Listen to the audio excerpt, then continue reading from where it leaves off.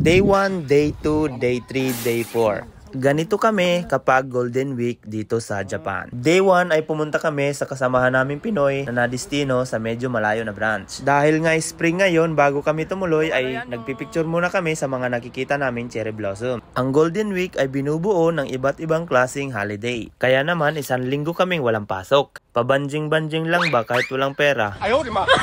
Fast forward, nung dumating nga kami sa bahay ni Giovanni ay agad kaming bumaba para mamili ng grocery na kukonsumuhin namin sa pag-stay namin sa bahay niya. Dala-dala ko nga itong pangbiko dahil request ko kay Christian na magluto siya nito. Favorite ko to pero di ako marunong magluto kung paano.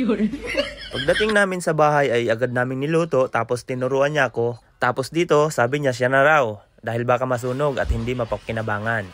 Masasayang naman. Umaga na ng day 2. Ang plano ngayon ay magsimba. Pero bago magsimba ay nagupit muna si Christian. Tingnan mo ba naman yan? All around na siya sa amin. Tagaluto, tagagupit.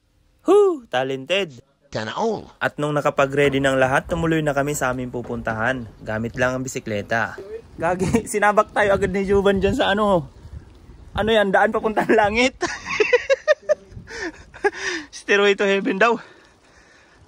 Nakakapagod man pero masaya dahil minsan lang naman kami magkakasama.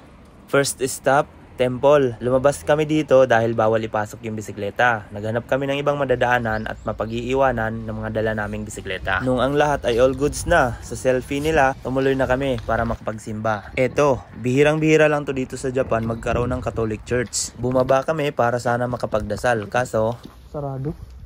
Lakaw oy. Lakaw. Yan ang sasabihin, lakaw. Diyan ka lang muna, balikan ka lang namin. 13 minutes pa hanggang doon sa pupuntahan natin Malapit na. Malapit na lang sana, ang kaso na flat yung bike niya. Mabuti na lang talaga, may dadaanan kaming Daiso at bumili ng pang-ayos ng bisikleta.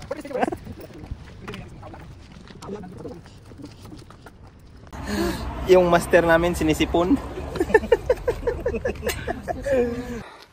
Galing haba nito, ang taas Doon na yung dalawa.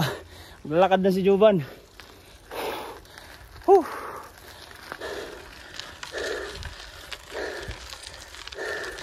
Sulit yung view nito sa taas. Ito talaga yung part na dinadayo. Tingnan nyo, kahit sa ibabaw ng bundok, maraming cherry blossoms, marami din pumupunta para makakuha ng picture at marami din ditong nagpipiknik. Kung naintindihan na ganito pala yung tsura ng gulong ng tren sa release. Kaya pala hindi siya nahuhulog, no? Galing Pagkagaling namin doon sa taas ng bundok, may nadaanan kami dito sa baba na museum. Dito ko nakita yung pinakaunang tren na ginagamit ng Japan noon. Iba't ibang klase at sobrang dami. Ang pagpasok dito sa museum ay merong entrance. Sa tinagal-tagal ko dito, ngayon lang ako nakarating dito. Kaya hindi ko na palalampasin na hindi ko ma-experience ang sumakay sa ganitong klase ng uri ng tren. Mamamangha ka talaga dahil kahit sobrang tagal ng panahon ay ginagamit pa rin nila. Ganito nga sila mag-operate.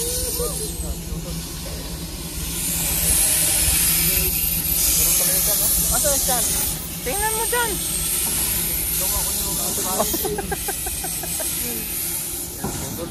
Galing.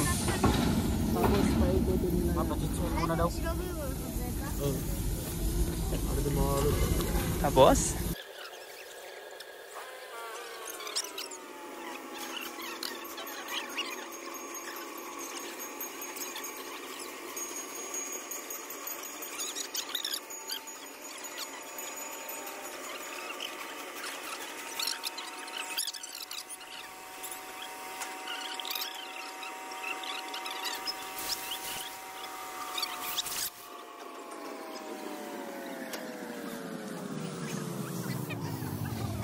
Babalik na sa dati.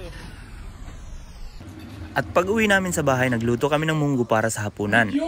Ito na yung pangatlong araw namin na walang pasok.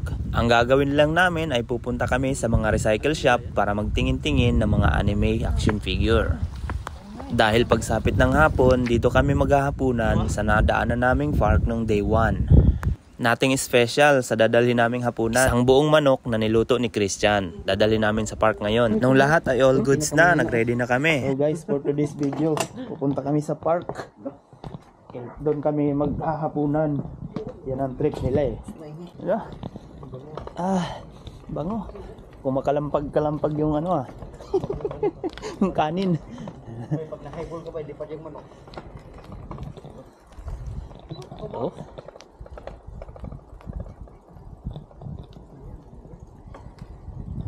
Palusong dyan ha, palusong.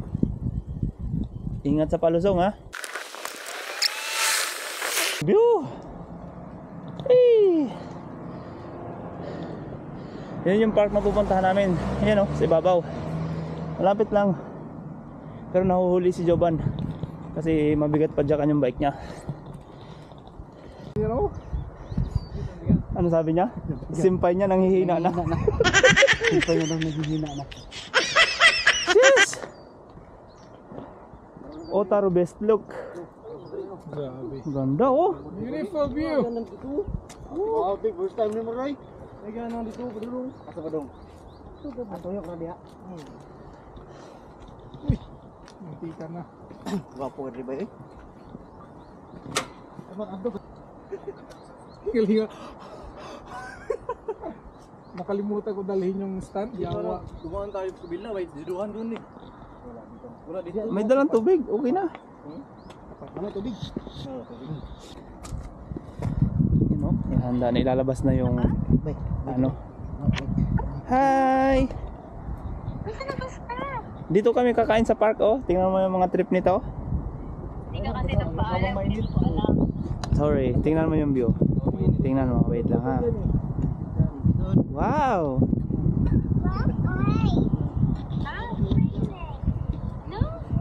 Sampo manok sa pinaupo. Isa ng plato? May recipe ko yan. Look, baby. Chicken. Oh, chicken. Chicken. Oh, yummy chicken daw, Chan. Siyempre. Look. Jollibee chicken daw, sabi niya.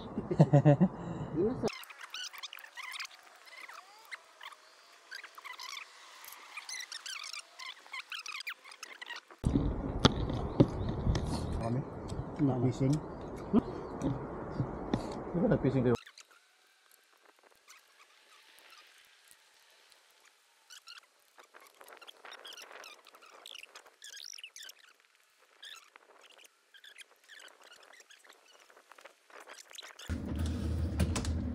Day 4 na ng bakasyon namin, wala kami pasok.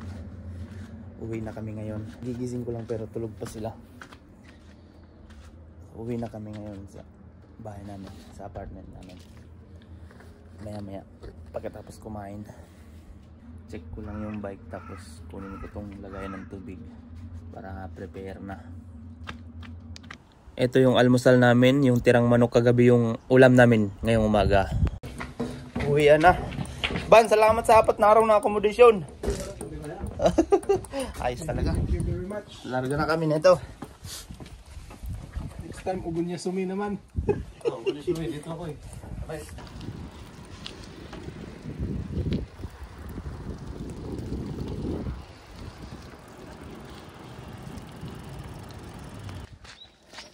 Kakarating lang namin dito sa bahay. Uuwiin si Christian mamaya kaya yung bike ko na ginagamit pampasok ayusin namin kasi yung gulong nito ay ano, balingko. Ayan o. Ito. Natanggal ko na, tingnan nyo. Bingkong to eh. Ayusin namin ngayon. Pumili ako nitong rim nung nakaraan eh. Sa Ibahom. So sobrang mahal. Isang linggo budget ko na yun mahigit eh. Kulang-kulang 7,000. Saglit lang inayos. Sa unahan kasi to. Kapag unahan, mas madali lang gawin. Kakabit ko na ngayon sa bike.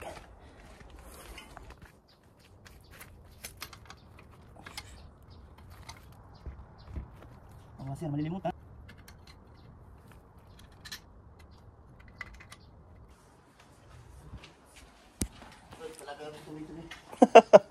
Tubig eh. Lagyan mo asin. Asin bitsin. Sige, ingat. Ulitin mga mainom nila.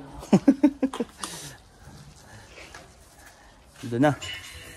Dito na nagtatapos yung aming Golden Week. Bukas di off. Sunod na araw, trabaho.